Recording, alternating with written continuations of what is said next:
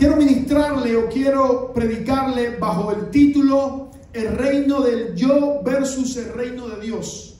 El reino del yo versus el reino de Dios.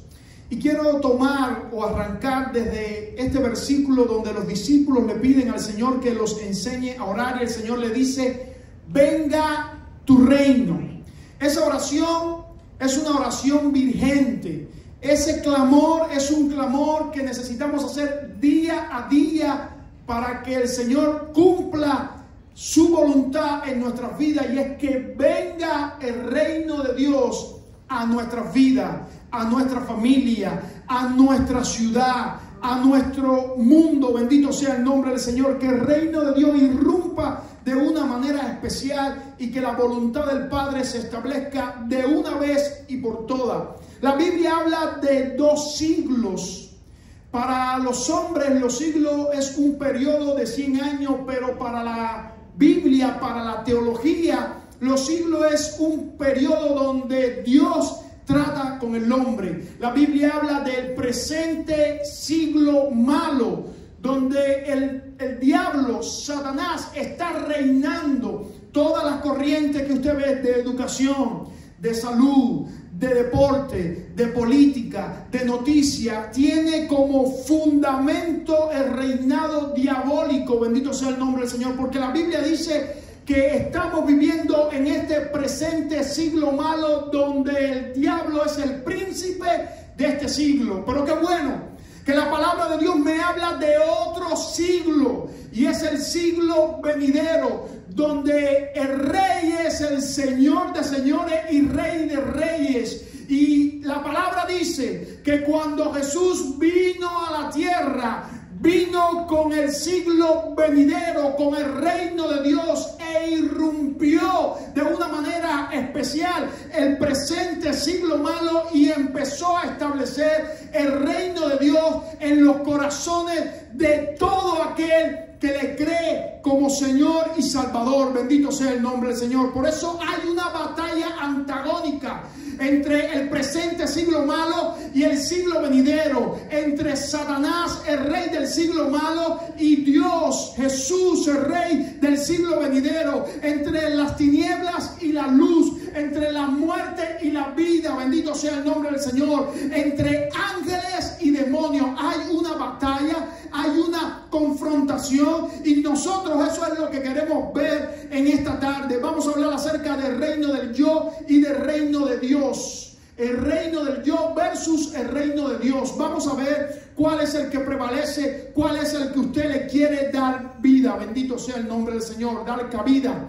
El hombre al nacer declara su guerra contra Dios, porque el afán, la prioridad del hombre es poner la mano en el timón de su vida, es dirigir su vida, dirigir sus acciones, es decidir quién es el último que dice la palabra, ¿soy yo o es Dios? ¿Quién es el primero en mi vida? ¿Soy yo o es Dios? ¿Es Dios mi Señor o yo mismo soy mi Señor? Por eso las personas no quieren coronar al Señor como su Salvador, como su Rey, como su Señor. Por eso, cuando vamos a el libro de los Hechos, dice que cuando ellos recibieron el sermón de Pedro, le dijeron: ¿qué haremos? ¿Qué haremos? Y él le dijo: lo que tienen que hacer es reconocer a Jesucristo, a quien han crucificado, como Señor, establecerlo, sentarlo en el centro de sus corazones, en el trono de sus corazones, y reconocerlo como Señor. Existe un trono en el corazón de cada hombre que tendrá que decidir si sentarse ellos mismos como Dios o sentar al Rey de Reyes y Señor de Señores, Jesús, como Dios. Ahora, cuando vamos a la vida del hombre desde que nace, desde que se empieza a desarrollar, hay un reinado del yo, producto de la acción pecaminosa de nuestros padres Adán y Eva. El hombre ha salido bajo maldición porque ellos pecaron, porque desobedecieron a Dios, porque escogieron el atajo, el camino más corto, morder esa fruta para ellos llegar al conocimiento de Dios. Esa fue la propuesta de la serpiente. ¿Sabe Dios que el día que ustedes coman del árbol del bien y del mal lugar serán como Dios. Ellos querían ser como Dios, sentarse en sus propios corazones y tomar las decisiones y hacer las leyes. Ahora, cuando vemos y analizamos la vida de cada pequeño sale con un yo, con un rey entronizado. Usted ve el niño acabado de nacer, sin ningún conocimiento intelectual, como ese niño, para hacer su voluntad, se toma o hace perretas, llantos para hacer lo que él quiere. Cuando tiene hambre, como los niños lo muestran, con perretas, con llanto. Cuando han hecho sus necesidades, se han orinado, como ellos cuando se sienten incómodos los hacen saber por medio de perreta, por medio de escándalo, por medio del llanto. Bendito sea el nombre del Señor. De esa manera se entroniza aún en los primeros días de edad, se entroniza el rey yo. Cuando toman 1, 2, 3, 4, 5 años, cada uno de ustedes que ha criado hijos, usted ve que cuando usted le dice no te subas ahí, ¿qué es lo que va a hacer el niño? Se va a subir a hacer su voluntad. No te tires de ahí, ¿qué es lo que va a hacer? A tirarse de ahí, aunque vaya en contra de él mismo, aunque se pueda hacer daño, porque él quiere lograr su voluntad. Cuando llegan los días de escuela, allí es terrible, porque ese pequeño niño empieza a manipular las entidades de los maestros con el padre y empieza a llegar a la casa y a decir que él es el víctima, porque el maestro lo maltrata, porque el maestro no lo entiende, porque el maestro le ha injuriado, porque el maestro está diciendo mentira, y es capaz con sus primeros años de vida, en su etapa escolar, de poner la entidad del maestro contra la entidad del padre para lograr sus propios beneficios. Es capaz de decir mentira con pocos años de vida. Cuando llega la etapa de la adolescencia, ya se empiezan a formar convicciones en el niño como: yo tengo el poder, yo digo la verdad, yo tengo la razón, yo domino el tiempo, yo soy el Mesías, todo depende de mí, yo hago la ley, las cosas se dicen como yo quiero, y si no, usted ve que estereotipan, perretas, llantos y hacen todo tipo de cosas cuando las cosas no se hacen como ellos dicen. O yo soy perfecto, nadie es mejor que yo, nadie dice las cosas mejor que yo, nadie hace las cosas mejor que yo. La vida de un pseudo Dios, la palabra pseudo Dios es un falso Dios. La vida de un pseudo Dios se pone más difícil a medida que avanza ese reinado del yo. El egocentrismo sufre los males que él mismo se acarrea. Esta agonía se manifiesta de las siguientes maneras. Empieza a surgir leyes, ya no solamente convicciones, sino leyes en ese joven. Todo tiene que girar alrededor de mí. Yo tengo que ser el centro. Nadie puede amenazar mi posición ni mi estatus, porque es mi enemigo, sea mi familia o sea mi amigo. Hasta tanto yo no logre mis metas, nadie me va a valorar, nadie me va a querer y nadie me va a respetar. Debo exigir respeto bajo cualquier circunstancia. Hay que estar vigilante, porque en cualquier lugar puede salir un enemigo. Si las cosas no se hacen como yo digo, no están bien. Nadie es más inteligente, fuerte, constante, ni tiene más experiencia que yo, porque ya han surgido esas leyes. Ahora empiezan a aparecer sentimientos también, sentimientos producto del reinado del yo, producto de un pseudo Dios en la vida de la persona. Y lo primero es la ira. Las personas que tienen al yo, escuche esto, reinando, son iracundas.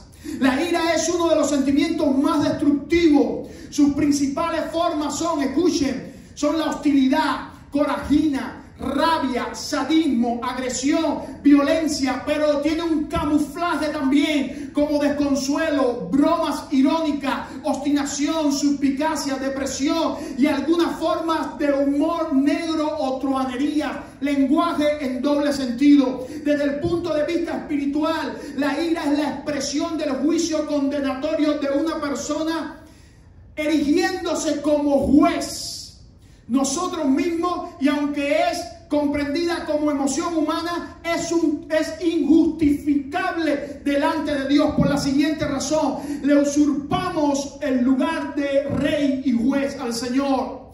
Exigimos misericordia, pero nosotros mismos no damos misericordia.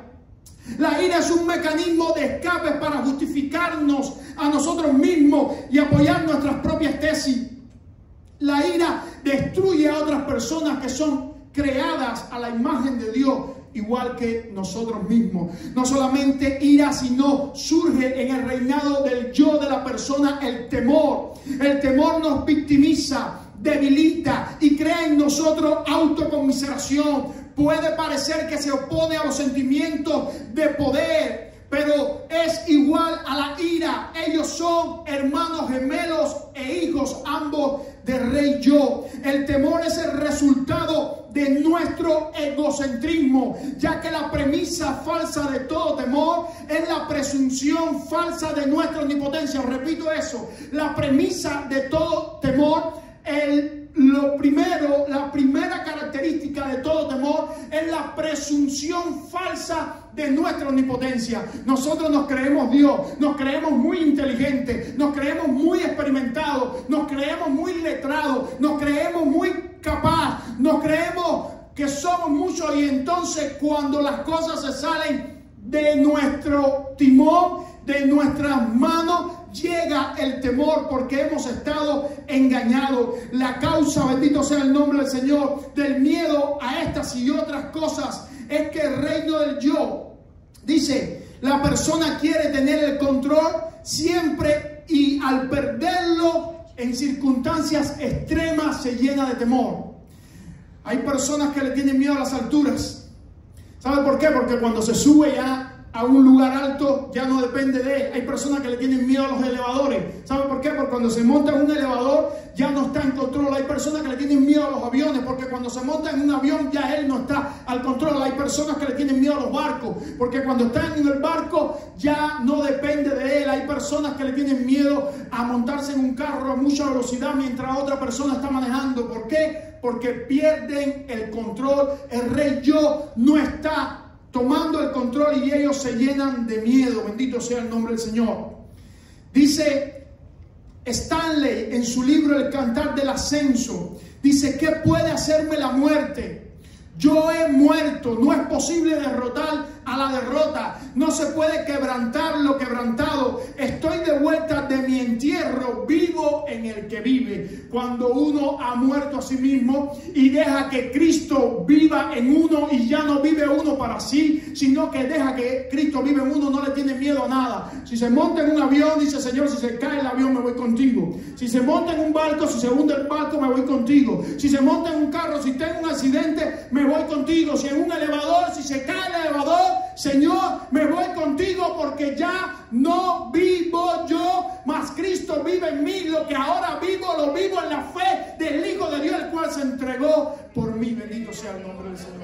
Eso hace un hombre y una mujer que confía plenamente en su Señor y que se entrega plenamente a su Señor. El tercer sentimiento que sale en el reinado del yo es el sentimiento de culpa. Este sentimiento de culpa puede ser el más autodestructivo. Tiene como objetivo castigarnos a nosotros mismos. Este sentimiento aparece al fallar en el cumplimiento de las altas demandas que ha puesto el rey yo. Es entonces cuando aparece este sentimiento de destrucción, acusando, criticando, culpando al individuo de cómo está su vida y las circunstancias que le rodean. Ese rey yo le pone demandas tan altas a sí mismo que al nosotros fallar a esas demandas, entonces aparece sentimiento de culpa en nuestra vida. Bendito sea el nombre del Señor. Qué bueno que dice la palabra del Señor que por su llaga hemos sido nosotros sanados y curados, y que Él cargó sobre sí mismo todas nuestras culpas, y que nosotros ya no somos culpables de todo lo que hemos hecho mal. Ahora Cristo nos perdonó. Bendito sea el nombre del Señor. Y uno de los últimos sentimientos es la servidumbre del yo a sí mismo. El rey yo se levanta como un Dios cuando nosotros, así como Adán y Eva, echamos fuera al Señor del jardín de nuestro corazón. El señorío de Cristo cayó, el señorío de Dios cayó, y nos convertimos en nuestro propio yo, en nuestro propio Dios. El yo actúa como señor de sí mismo. Al hacerlo, vivimos orientados a nosotros mismos, lo que no era el plan primario de Dios. Es trágico y diabólico. El yo se convierte en su propio esclavo. Es por eso que decimos frases como: soy mi peor enemigo, me detesto, me siento esclavo, soy mi mayor problema, porque el yo hace una servidumbre a sí mismo. La servidumbre o esclavitud significa la incapacidad de hacer lo que deseo hacer y dejar de hacer lo que no quiero hacer. Escuche cómo lo manifiesta Pablo: y yo sé que en mí, esto es en mi carne, no mora el bien, porque el querer el bien está en mí, pero no el hacerlo, porque no hago el bien que quiero, sino el mal que no quiero, eso hago. Cuando está el rey del yo entronizado, pasa esa dicotomía. Bendito sea el nombre del Señor. Sin duda podemos hacer una lista de esclavitudes y servidumbre que nos impone el rey yo. Odio a las autoridades, resentimiento persistente, irreconciliación permanente, celos, envidia, procrastinación, morosidad, suspicacia, rebeldía, difamación, miedo a todo tipo de cosas, dudas religiosas insaciables, compras incesantes, esclavitud a sustancias químicas, hablar siempre del pasado, temor del futuro, ateísmo, pereza crónica, apatía, conflictos continuos, queja, ambición de poder, quisquilla, celo, pereza, robo, protesta por todo, avaricia o codicia, envidia, blasfemia, obscenidades, temor a envejecer, cólera, procrastinación constante, aleluya, insomnio, perversiones sexuales, homosexualidad, perfeccionismo, sentimiento de inferioridad, indecisiones, ansiedad, pánico, sentimiento de culpabilidad, esnobismo, siempre hay que comprarse lo último, mentira, verborrea, insaciante e impaciencia. Esas son algunas esclavitudes que nos impone el rey yo. Bendito sea el nombre del Señor. Soltar las ataduras de servidumbre significa dejar a Dios venir a reinar en nuestras vidas en vez de reinarnos nosotros mismos. Amado hermano, la mayor consecuencia que puede sufrir una persona cuando no conoce a Dios es que se está dirigiendo él mismo la vida. ¿Por qué? Porque ese yo instigado, manipulado, seducido por el diablo y el mismo infierno te va a imponer demandas que tú no vas a ser capaz de cumplir. Por lo tanto, el reino de Dios, entra a tu vida cuando tú decides dejar de gobernar tu vida y dejar que Dios empiece a gobernar tu vida. Cuando tú decides todas esas convicciones que has obtenido por tu experiencia, tu estudio, todas esas leyes que te has impuesto tú mismo, cuando tú decides: voy a romper todas esas convicciones, voy a romper todas esas leyes, voy a romper todo ese temor, y ahora yo voy a dejar que Cristo venga y se siente en mi corazón y que empiece a establecer en mi vida sus leyes, no las mías. Ser cristiano, yo siempre digo esto, no es venir a la iglesia. Ser cristiano no es vestirse de una forma. Ser cristiano no es hablar de una forma. Ser cristiano ni siquiera es dar dinero para la obra de Dios. Ser cristiano, escucha esto, te lo voy a sintetizar bien sencillo, es dejar que Dios se siente en el trono de tu corazón. La palabra habla mucho de corazón, porque cuando habla de corazón está hablando que es el asiento de nuestra mente, nuestro poder cognitivo, de nuestro sentimiento y de nuestra voluntad, nuestro poder volutivo y nuestro poder emocional. ¿Qué quiere decir eso? Cuando tú sientas a Dios en tu corazón, tú lo estás coronando como el rey de tu vida, pero no como una acción bonita de reconocimiento a Él, sino lo que significa es que tú vas a regir tu vida. Vas a ser un súbdito. Déjame decirte, vas a ser un esclavo de Dios. Tú tienes que escoger, número 1, ser esclavo del pecado, o número 2, ser esclavo de Dios. Cuando tú te conviertes en esclavo de Dios, vas a sufrir algunos dolores, y esos dolores son la muerte a ti mismo. La palabra dice que nosotros debemos morirnos a nosotros mismos. ¿A qué? Al reinado del yo que está en nosotros. Y dejar que Dios gobierne nuestra vida. Te he puesto con algunas palabras el reino del Dios. Déjame ponerte el reino de Dios ahora.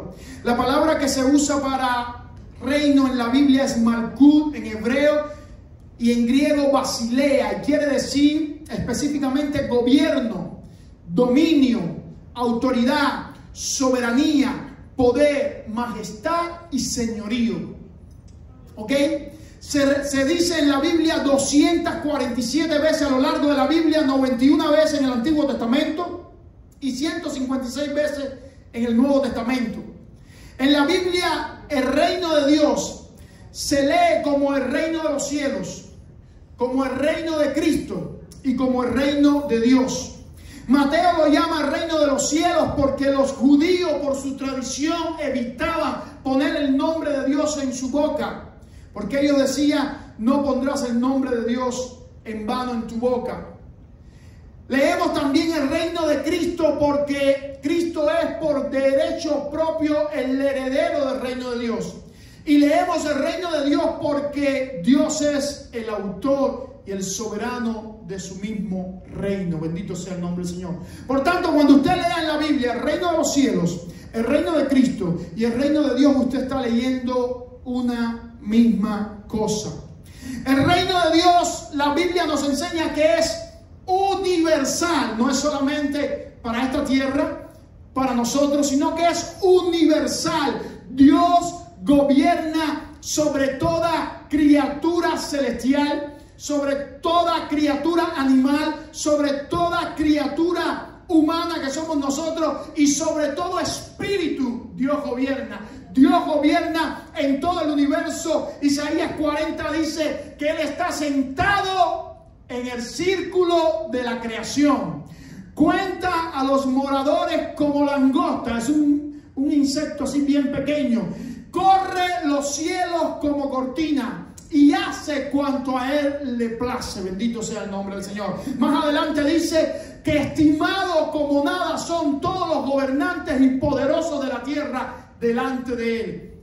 Dios es soberano. El reino de Dios es universal. El reino de Dios es evangelístico. Cristo mandó su extensión. Cristo mandó que predicásemos el reino de Dios a todos los lugares cuando nos mandó y dijo: id y haced discípulos y bautícenlos en el nombre del Padre, del Hijo y del Espíritu Santo. El reino de Dios es escatológico. Se establecerá sin duda el reino de Cristo sobre toda nación, sobre toda lengua, sobre todo linaje. El reino de Dios se establecerá. Y por último, el reino de Dios es personal. Dios no solamente quiere reinar universalmente. Dios no solamente quiere que el reino de Dios se extienda. Dios no solamente quiere reinar sobre cada tribu, lengua y nación, sino que Dios quiere reinar personalmente en tu corazón y en mi corazón. Bendito sea el nombre del Señor. El reino de Dios es la autoridad y el gobierno divino de Dios. El reino de Dios es el gobierno celestial establecido en la tierra y que tiene poder para transformar a cada hombre a la imagen de Cristo y que cada tribu, lengua y nación se incline delante de Él. Ahora, hay un rey indiscutible en ese reino y es Jesús.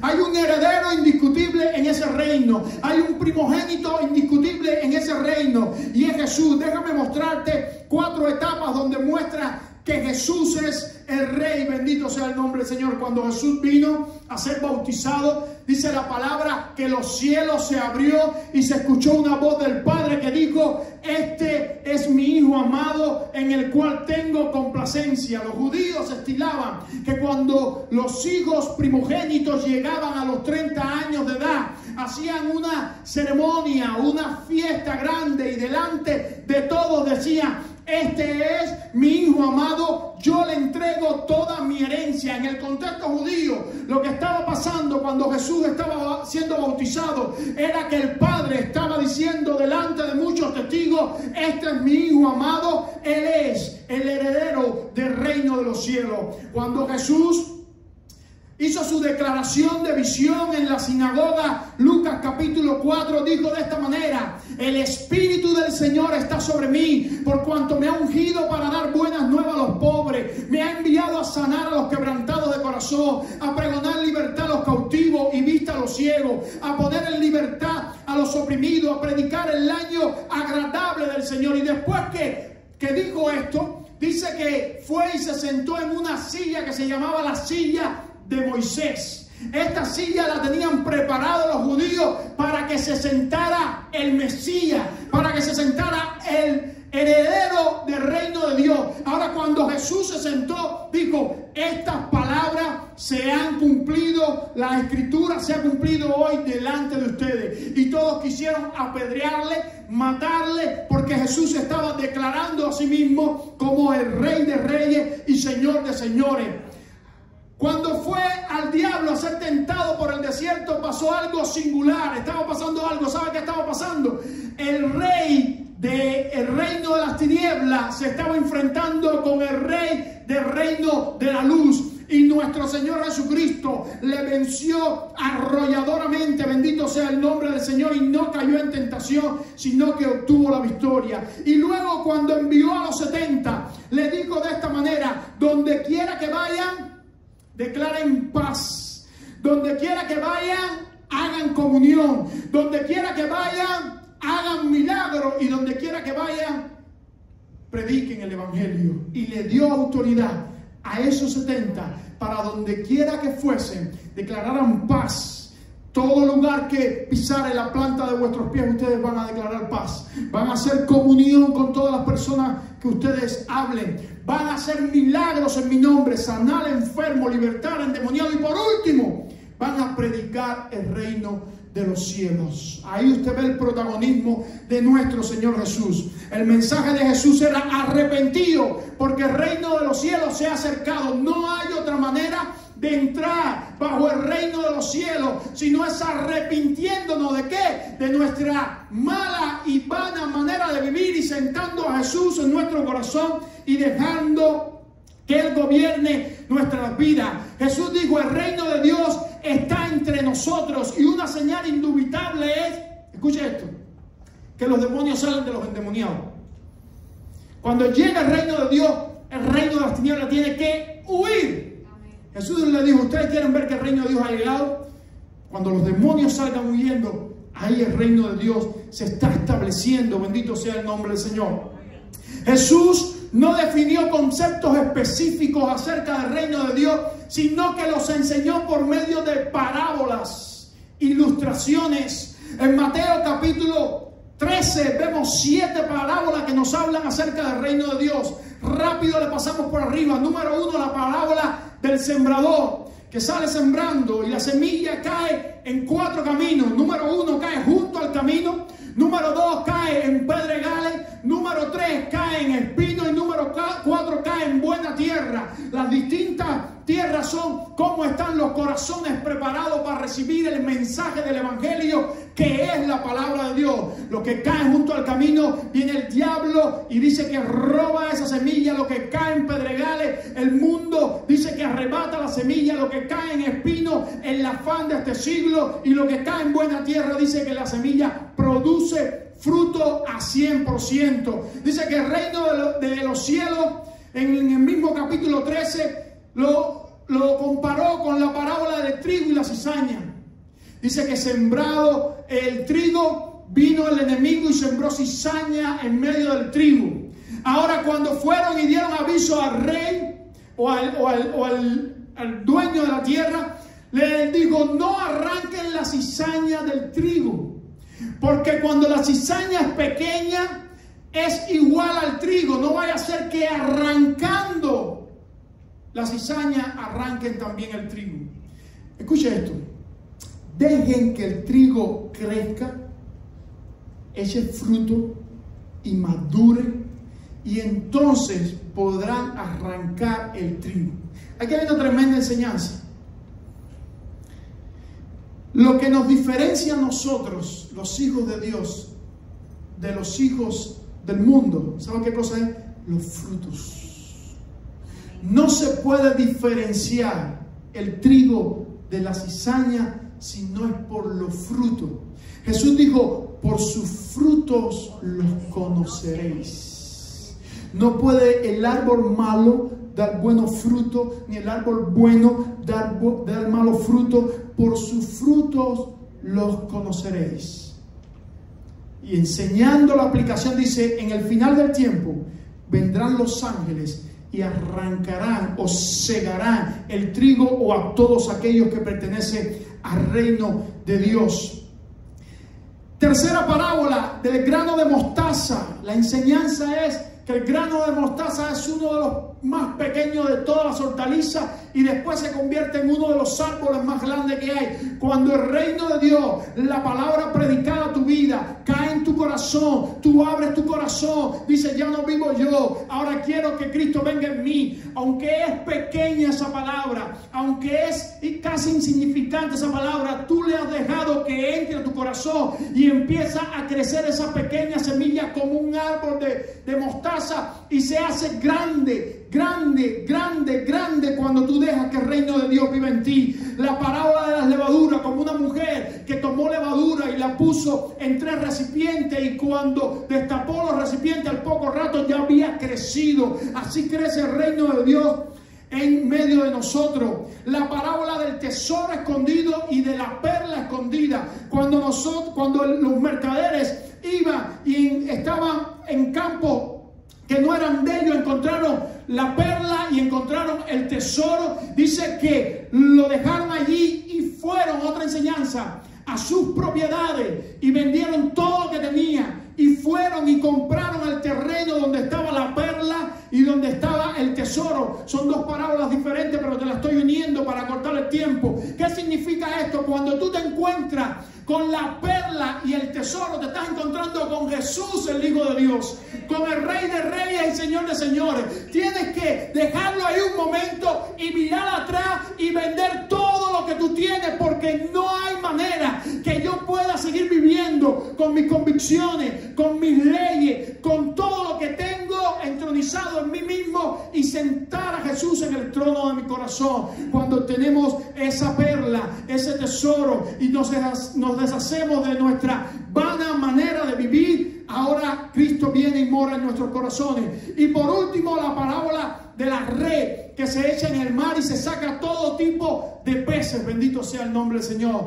Y la palabra está enseñando, al final de la siega vendrán los ángeles y a los malos, los que viven según el reino del yo, los echarán al infierno, donde es el lloro y el crujir de dientes. Pero los otros, los que hemos coronado a nuestro Dios como Señor y Salvador, nos iremos para una ciudad cuyo fundamento es Cristo, donde no hay necesidad de sol, porque el mismo Dios será su lumbrera. Ya no habrá más lágrimas, ya no habrá más llanto, ya no habrá más dolor, sino que nos uniremos junto al ejército celestial para alabar para siempre a nuestro Dios y a nuestro Señor, porque le hemos coronado de una manera especial.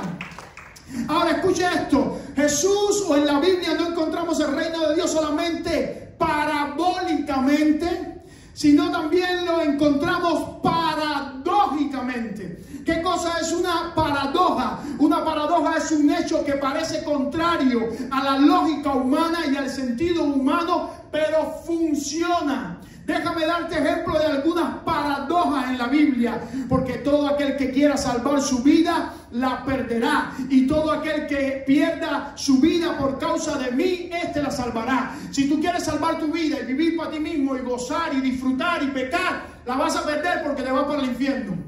Pero si pierdes tu vida, tú dices, ya no voy a vivir, ya no voy a pecar, ya no voy a hacer nada por mí mismo, voy a vivir para Dios, entonces la ganarás porque te vas a ganar la vida eterna, la gloria eterna. En cuanto a la familia, si alguno viene a mí, no aborrece a su padre y a su madre y mujer y hermano y aún también su propia vida, no puede ser mi discípulo. Para estar en el reino de Dios hay que quitarlo todo del primer lugar y coronar a Cristo como nuestro Dios y Señor. Hay algunos que no le gustan, que aman más a su mamá y a su papá que a Dios, pero déjame decirte, Jesús dijo que así no funciona. Hay algunos que aman más a sus hijos que a Dios, pero así no funciona. Para entrar en el reino de Dios, Él tiene que ser el primero. Bendito sea el nombre del Señor.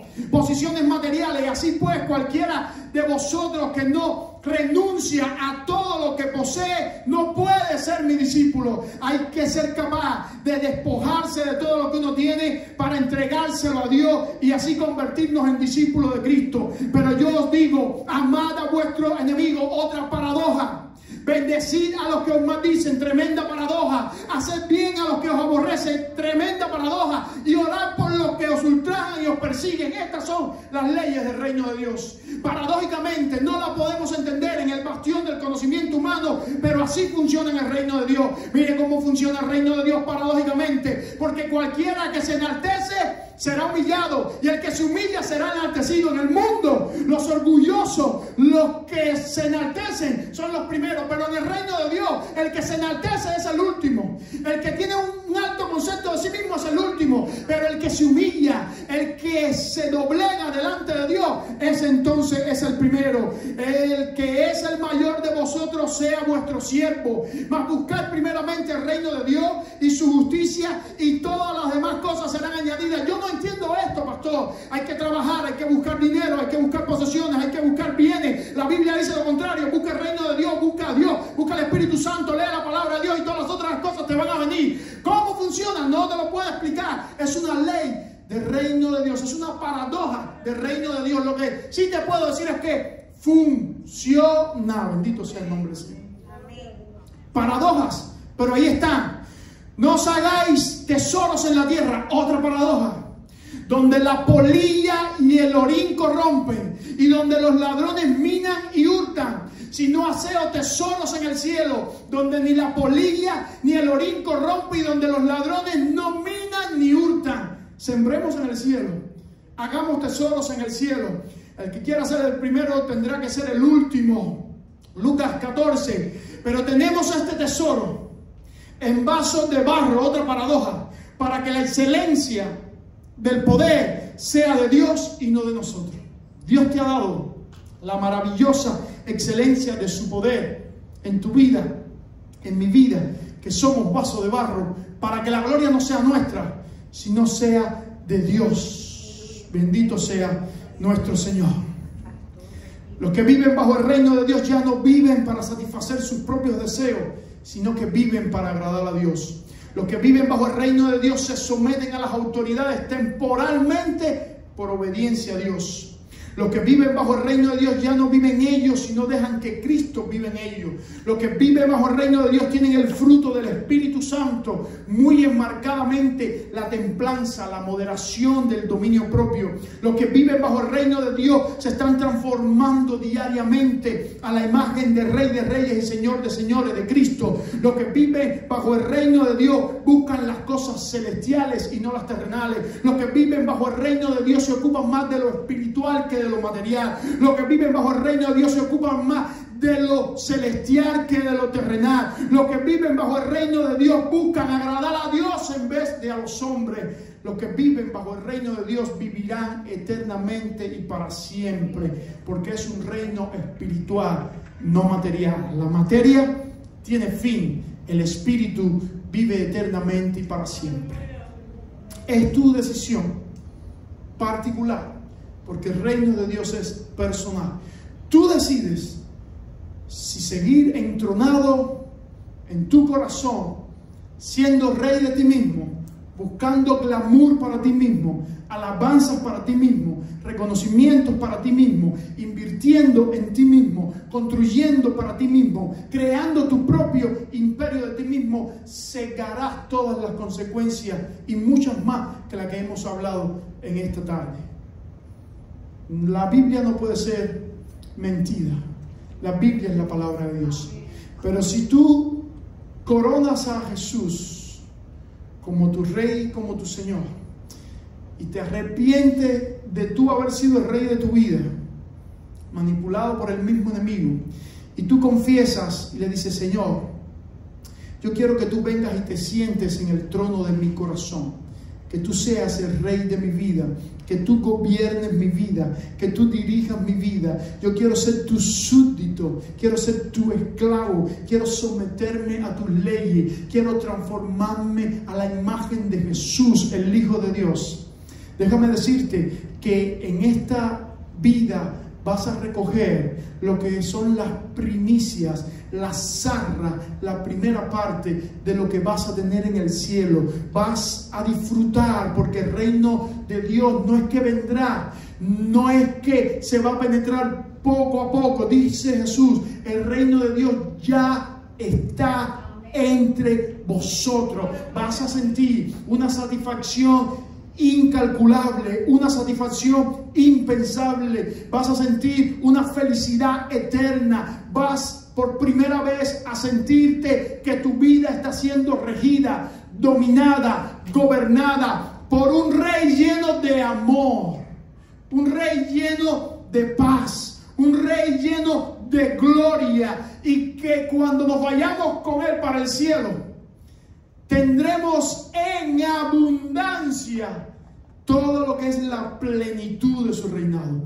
Yo no sé tú, pero a mí me ha ido muy bien bajo el reinado del Rey de Reyes y Señor de Señores. Y cada vez que mi yo se quiere levantar, me acuerdo del texto que él dejó: el que quiera ser mi discípulo, tome su cruz. Y yo tomo mi cruz y le digo a mi yo: no vas a reinar, y voy a seguir a Cristo constantemente, porque es mucho mejor estar bajo el reino de Dios que bajo el reino del yo.